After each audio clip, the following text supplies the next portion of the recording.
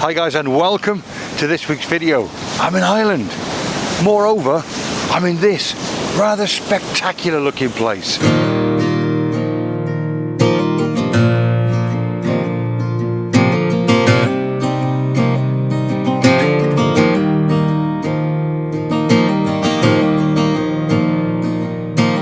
Hopefully you guys will find this video of interest, because I thought it would be a good idea to share with you my thought process and my workflow when it comes to arriving at a brand new location you've never been to before.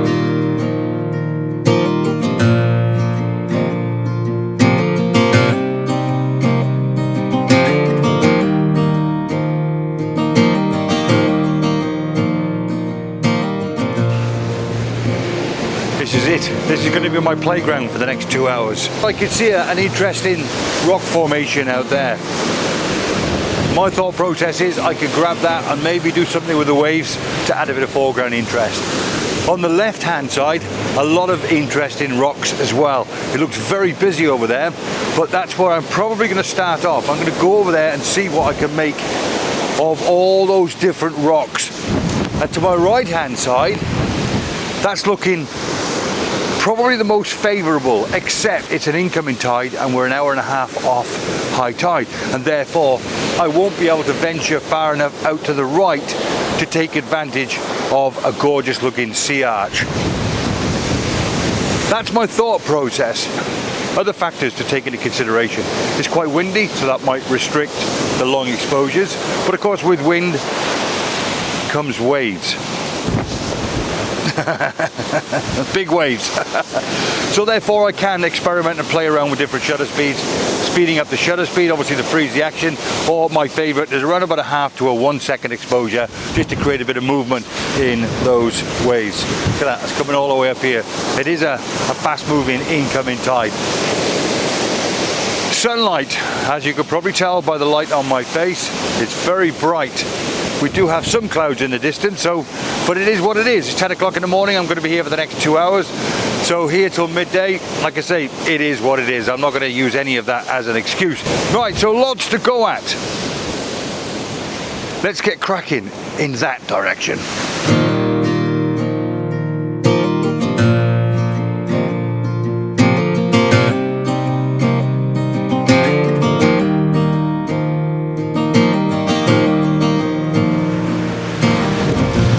Might prove to be quite problematic because I really am up against it now. But what I thought I would do for my first composition, I'm just going to throw you guys in camera and I'm just going to talk you through the process. Now, as you can see, it's very, very busy all around here. The waves look fantastic. They're crashing a long way up and receding a long way back out. That's me and all the tripods covered in seawater. And that's the reason, by the way, you put your camera on your back. Now the one thing I'm looking at, the one thing that caught my eye was if I zoom in a little bit tighter, place them sort of on the right hand side and use these rocks here on the bottom left hand side. There, that's not too shoddy, is it? So I'm looking at maybe, it depends now what I want to do with the sky or what I want to do with the sea. But the problem is, if I do that to show more of the runoff, which a lot of people would do, and I do that as well, it's quite nice. The problem I've got then is that what is going to be the foreground is getting closer to the background, as opposed to me zooming in and doing that. Oh, look at that. That is just awesome. And now, of course, I can just play around with shutter speeds.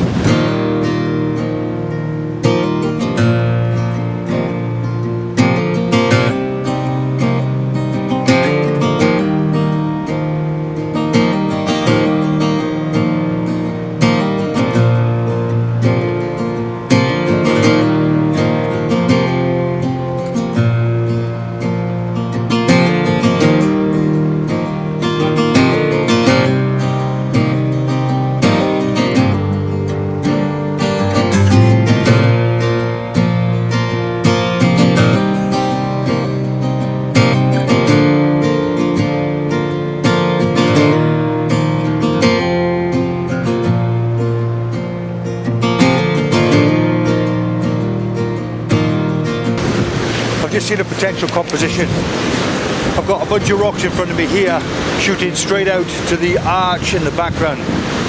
Foreground, background, nice and simple. But the problem is every now and again a big wave comes up and it consumes this whole area.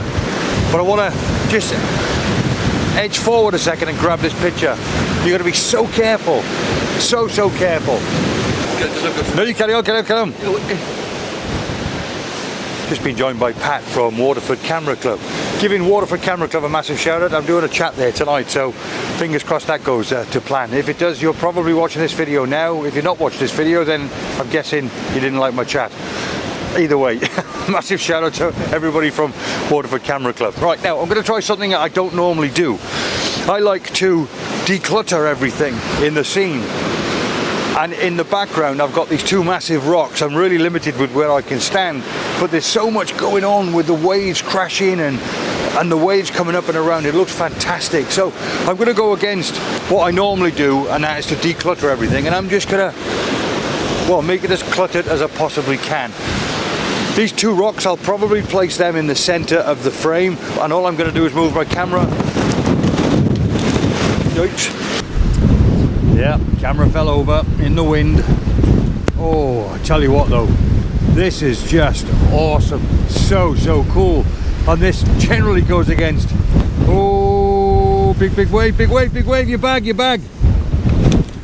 What's your bag? Oh, tell you what, this is madness.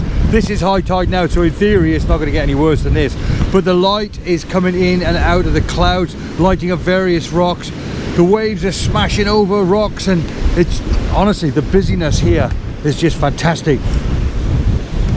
I might dare myself to go slightly further left and grab a shot that I'm grabbing now, but further from the left, a different composition I have in mind, that's all. But this is going against everything I generally do in the world of landscape photography. But it's so much fun, honestly, so much fun.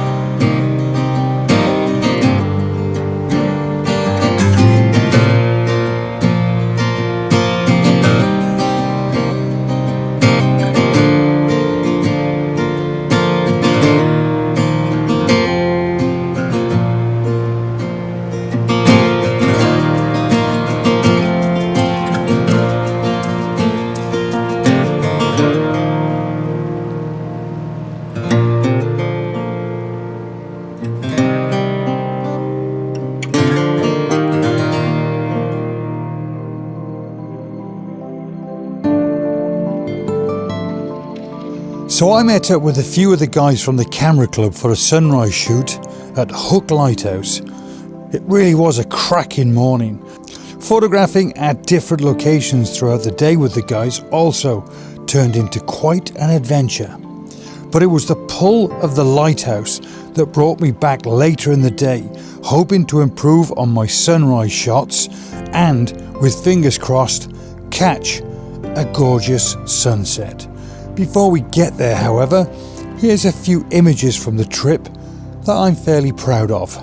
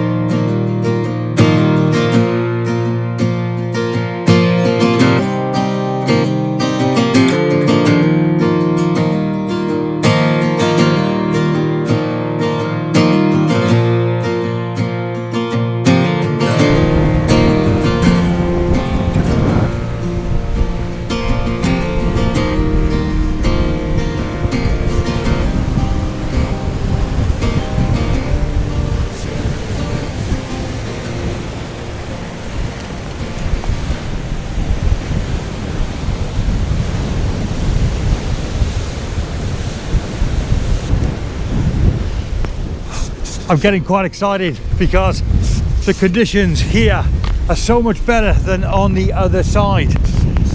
Now, what's really strange is that, to me, photographing a sunset on this side of the lighthouse is counterintuitive, and it's not something that I would normally do. Ordinarily, I would have shot the sunset from the other side where I was a few minutes ago, shooting into the sun, waiting for the light to explode in the sky. But, and I'm going to go off local knowledge, the guys say pretty much the holy grail sunset shot of Hook Lighthouse is from here. And the thought process from some of those guys is, as the sun starts to drop and changes colour, that so will all these gorgeous white waves. And let's be honest, there's lots of them. Now, I'm one for learning, and I'm one for listening to local knowledge, and that's the reason why I'm here. Oh, this is madness, absolute madness.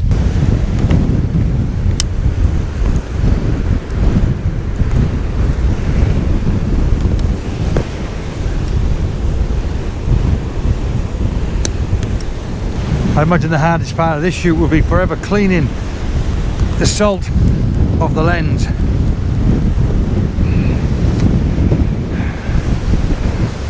Oh, what a beautiful night. Seriously, what a beautiful night. Now, genuinely, I so want to go closer to these rocks, but I'm not going to risk anything. I'm not going to be stupid. I'm just going to stay up here and grab one or two shots, probably from here. I might risk it. You know how this is going to turn out, don't you? Right, so I'll put you guys in camera and I'll talk you through my first composition. So that's roughly what I'm looking at. It's not too dissimilar from yesterday, but to be honest, when it's like this, I don't really mind. So what we've got is a natural frame all the way around here. Horizon on the top third. Top left hand side is the lighthouse. Bottom right hand side is this main rock here. And every now and again we get a big wave that crashes up and over here. So all I'm going to do